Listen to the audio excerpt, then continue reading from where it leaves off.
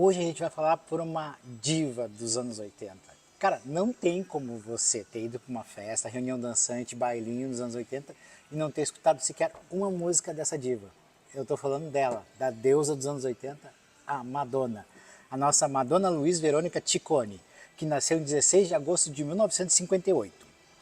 Ela já começou, ela teve uma adolescência e ela era uma jovem muito atípica da época da sua adolescência, principalmente da juventude americana. Ela gostava, por exemplo, de ouvir David Bowie, Nina Simone, Edith Piaf. E aproximadamente com 15 anos, ela assistiu a um show do David Bowie que mudou a sua vida. E se reparar bem, tem muito do trabalho dela desses três que eu citei, tá? Tem muita coisa, muita referência. É só prestar um pouquinho, principalmente nos primeiros discos, né? E além de tudo, aliada a tudo isso, aquela vontade de ser uma estrela, tinha a personalidade exibicionista, que ela sempre teve. Tanto que ainda cedo na escola, ela não tinha vergonha de deixar a sua sainha à mostra para os meninos olharem a cor, o tipo de calcinha que ela estava usando. Isso nós estamos falando dela na escola, lá pela sua adolescência.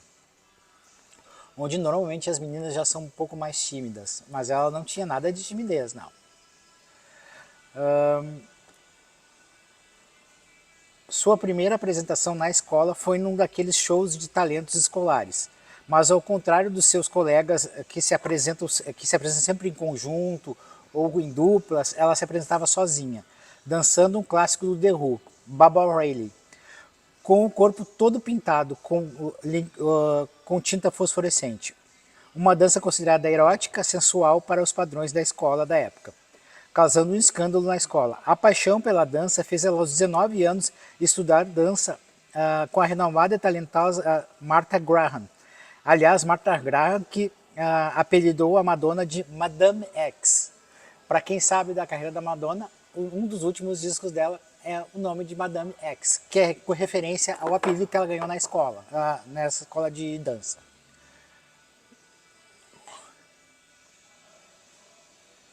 Como qualquer garota americana, ela queria ir para Nova York ou Los Angeles. Então, em 78, ela chega a Nova York, trabalhando onde conseguia vaga de trabalho, até como garçonete em loja de donuts.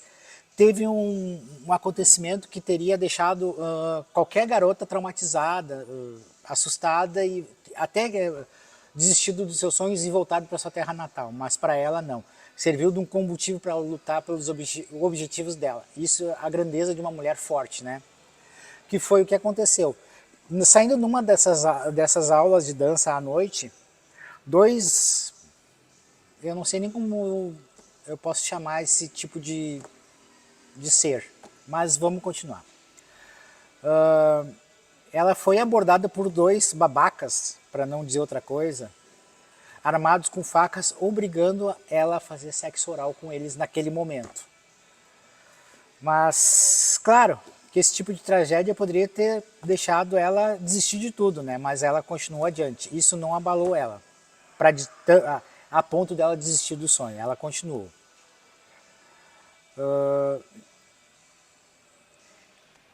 Aí então ela resolve entrar definitivamente com a carreira artística, como baterista e backing vocal de um grande astro da disco music, o Patrick Hernandez. Você lembra dele?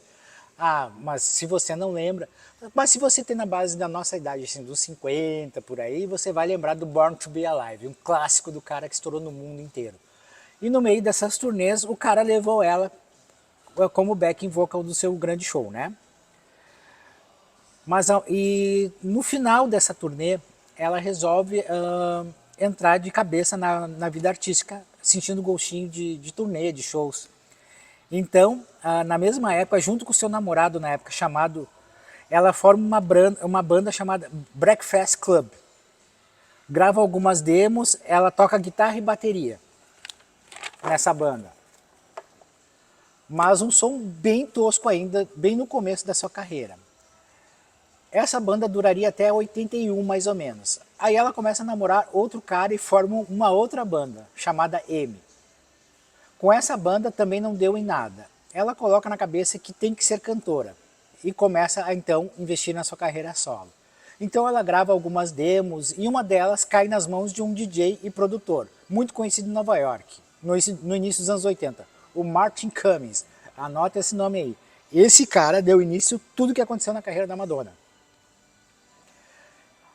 Ele arruma uma reunião com um grande presidente de gravadora, a Sire Records, gravadora que até os Ramones tinham gravado, tá? Então era uma gravadora muito eclética, mas que ela gravava bastante, pessoal bastante da onda rock, né?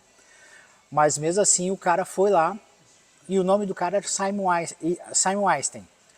Mas antes ela já havia mostrado a Chris Buckle da Island Records, um cara muito influente no meio musical daquela época. E ele recusou a Madonna, por achar o som muito ruim. Martin então leva a demo para Simon Weinstein, que mesmo hospitalizado para um pequeno procedimento cirúrgico, ele ouve a demo da Madonna. E ele se apaixona na hora. Ele vê... E a demo tinha aquele grande sucesso dela, Everybody, quem nunca escutou, né? Quem nunca dançou nos anos 80. Então, ele imediatamente brilha seus olhos e diz, tá aí, essa garota vai ser sucesso. E o resto ficou para a história, né? Mas continuando.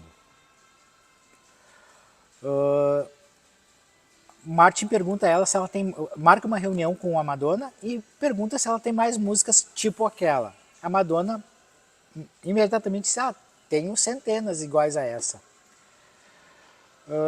Então eles assinam um contrato, pela qual a Madonna recebeu um adiantamento de $5.000.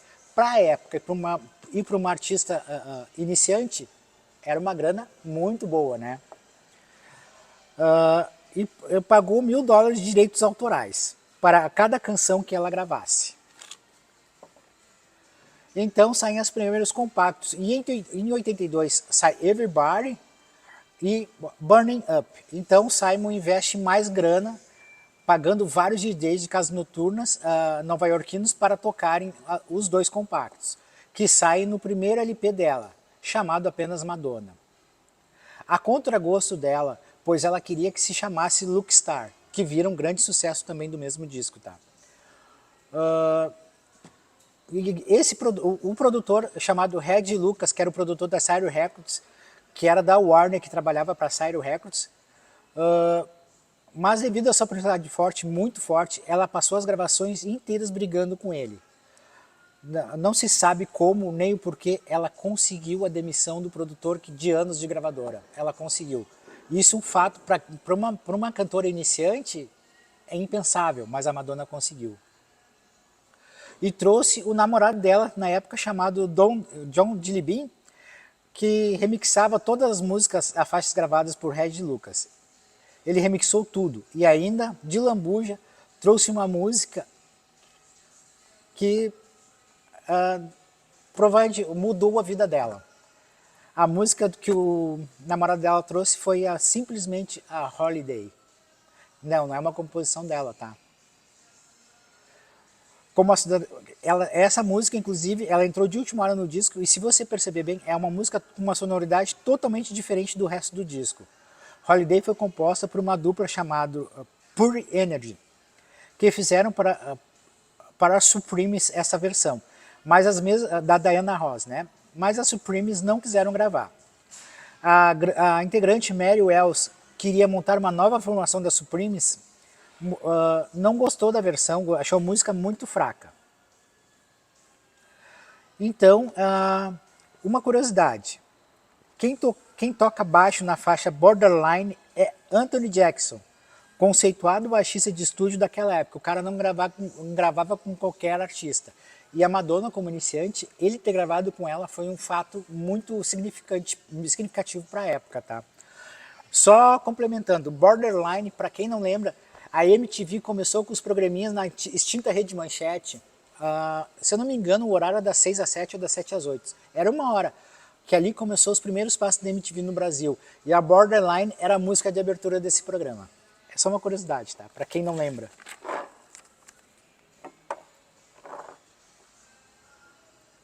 O cara esse cara que eu falei, esse baixista, o cara tinha gravado com a Chaka Khan, com a Roberta Fleck, com o Al Di Meola, entre outros.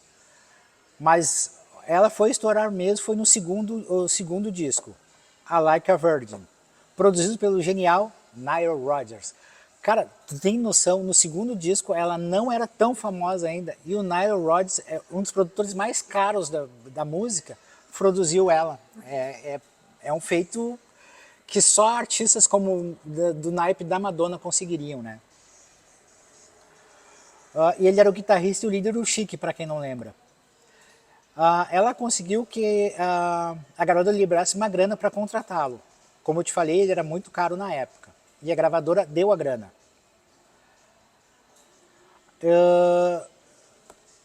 Além de tudo, ela conseguiu em várias músicas, várias faixas desse disco, colocar a banda Chic, que era do Nile Rodgers, como banda de apoio.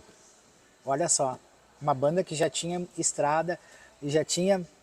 E o que levou a Madonna a querer e insistir com o Nile Rodgers como produtor foi o trabalho que ele fez no disco do David Bowie, né? Que é o Let's Dance. Ela ficou apaixonada e maravilhada pelo trabalho do Nile Rodgers.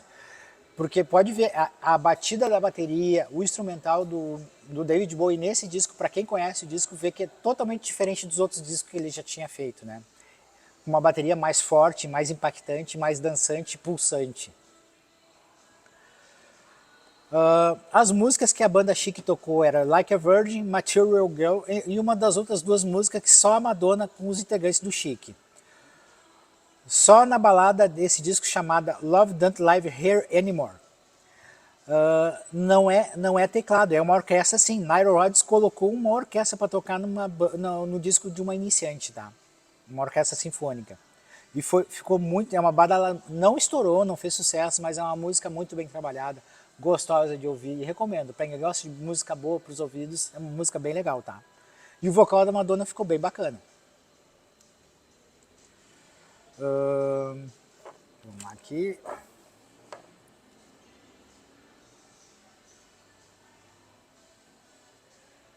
Outro detalhe muito importante que o Nile Rodgers ficou admirado e muito impressionado com a Madonna pela personalidade dela. A Madonna participava de todo o processo de gravação. Todo o processo de gravação. Escolhas das músicas, do repertório do disco, mixagem, produção, ela participava de tudo. Ela era a primeira a chegar no estúdio e a última a sair com um técnico de som. Ela participava de todo o processo. Para uma cantora daquela época, isso era uma raridade. As cantoras normalmente pegavam tudo pronto. Vide Whitney Houston e várias outras. Elas pegavam praticamente o trabalho praticamente todo pronto. Elas só botavam a voz. Mas a Madonna não, ela participava de tudo, inclusive da parte instrumental, ela dava palpite, viu? Ela entende muito de música, ela tem um ouvido bem legal para música. Embora muita gente não valorize isso nela, né? Talvez aquela fase que ela começou, a underground, de roqueira, isso tenha feito ela ter essa vibe, esse ouvido muito bom para o instrumental. O grande sucesso desse disco, Like a Virgin, depois de Like a Virgin, Material Girl, é Dress You Up, que quase não entrou no disco. Foi a última música a entrar, na verdade.